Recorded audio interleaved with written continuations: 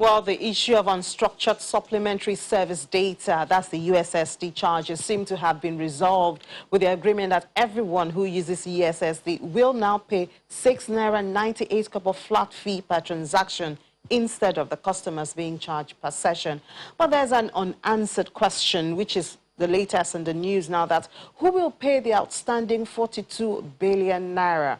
Telecommunications companies are asking banks to pay, and banks have said that while USSD is important to provide a range of banking services to their customers, it is powered by telcos. Well, to answer that question, we have Mr. Soji Apampa, is the CEO, Convention on Business Integrity. He explains to us the structure and who should actually pay this 42 billion naira. Good morning, Mr. Pampa. Thank you so much for making time to be with us this morning. Thanks for inviting me. Thank you. So if you could please explain to us the structure and who actually should pay this 42 billion naira debt, as long as it's not the customers, we hope. Well, let's go first to who should pay. The banks should pay. The banks, from everything that we can see, the banks owe the debt. It's the banks that have been using the telco platforms. They're the ones who have been collecting payment from their customers. And now it's time to pay up. They're saying they would rather that this is billed directly to the consumer. And right now, you're saying who will pay? The question should be who is now paying? Because the cost of this service is between 1 naira and 2 naira, to be sure. And even though the banks would like to charge like 5 naira, the 1 naira 98 on top of it is really to gather money to pay off that loan.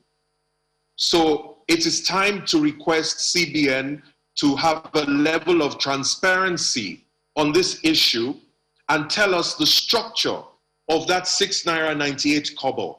Who is every naira going to? What is it going towards?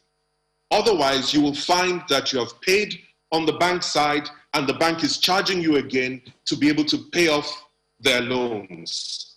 This is an overhang from an argument they've been having between the telcos and the banks since 2019.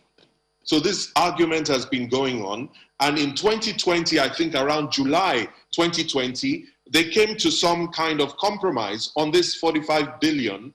And this is where the central bank stepped in and helped their constituency by bringing in a charge.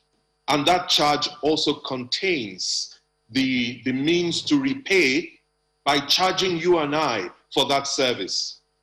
All right, Mr. Pampa, what protection is available for customers to ensure that both the banks and telcos do not dump this on the customers?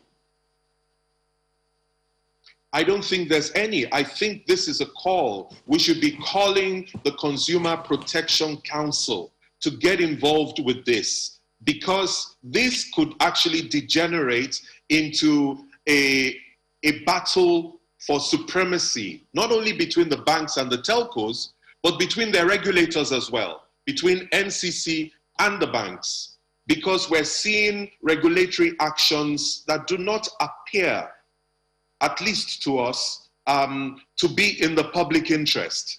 And so we need to get the Consumer Protection Council looking into the public interest on behalf of you and I.